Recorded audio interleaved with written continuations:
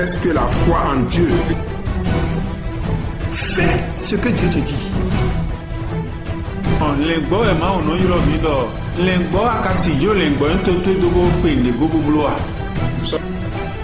Jéhovah, Saint, Jésus-Christ, Saint, Saint-Michel, Saint, Dieu Père très saint, Saint.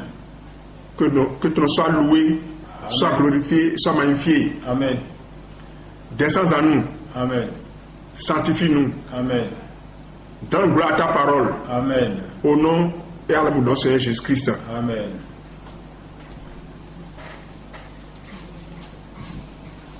Depuis que l'homme a pris conscience de son existence sur la terre, en donnant des noms à tout le bétail, aux oiseaux du ciel et à tous les animaux des champs, il sait que son créateur existe. Et de lui il reçoit des ordres auxquels il doit obéir sans faille. Dès lors que l'homme a rompu cette alliance,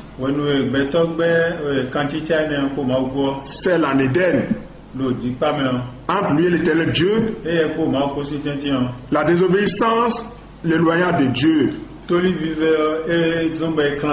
même pas définitivement. Le sang de Christ rachète le croyant de la culpabilité et du châtiment.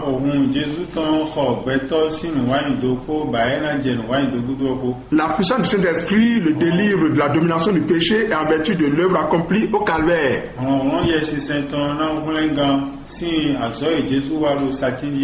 L'acceptation de cette source, de cette œuvre de rédemption de Christ par l'homme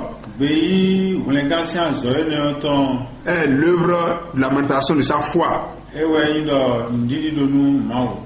Mais qu'est-ce que la foi en Dieu? Que révèle le mot triomphe? Et de quel monde s'agit-il en question? Cette première partie faite de clarification des termes nous fera aborder le thème dont il libérait le suivant.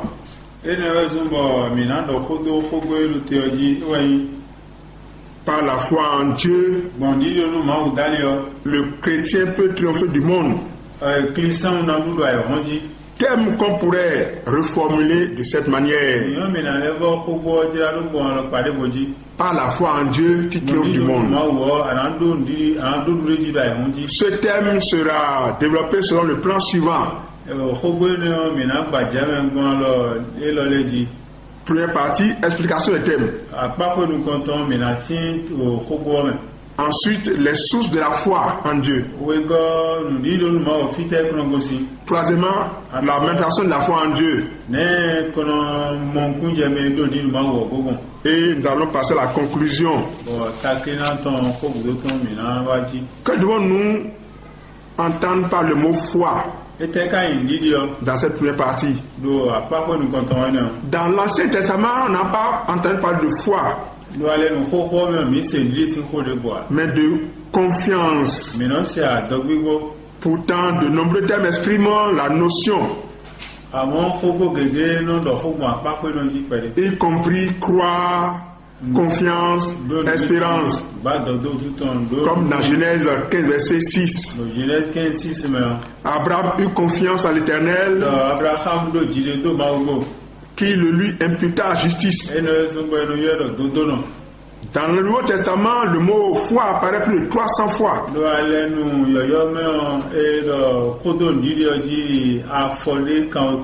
Il est intimement lié à l'œuvre de salut apportée par le Christ.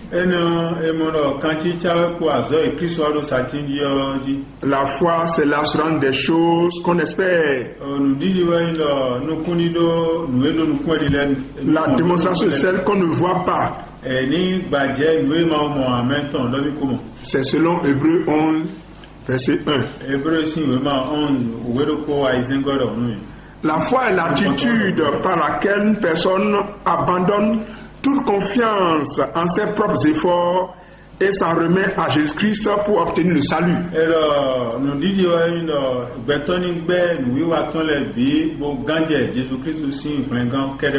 comme le livre de Marc, au chapitre 16, au verset 16. Celui qui croit et sera baptisé sera sauvé. La foi est aussi la clé de notre salut. Car pour obtenir la vie nouvelle, il suffit simplement de mettre sa confiance en Dieu par la foi. Comme le dit le livre de Romains au chapitre 10 verset 9.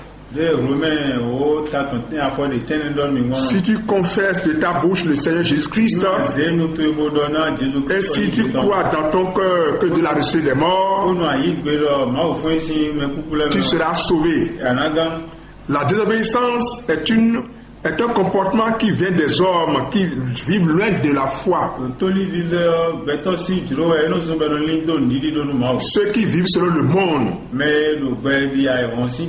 Ceux qui obéissent aux convoitises de la chair. Telles sont les idées que suscitent les thèmes monde. Pour épouser le concept de 1 Jean, chapitre verset 15, qui dit n'aimez point le monde, ni les choses que dans le monde, à savoir la convoitise des yeux, l'orgueil de la vie, les ambitions mondaines qui traduisent les œuvres de la chair. Vaincre tout ce qui pourra nous détenir d'obéissance, c'est ça le triomphe. C'est la victoire possible grâce à la foi. Résister à l'épreuve est une capacité que nous donne notre foi.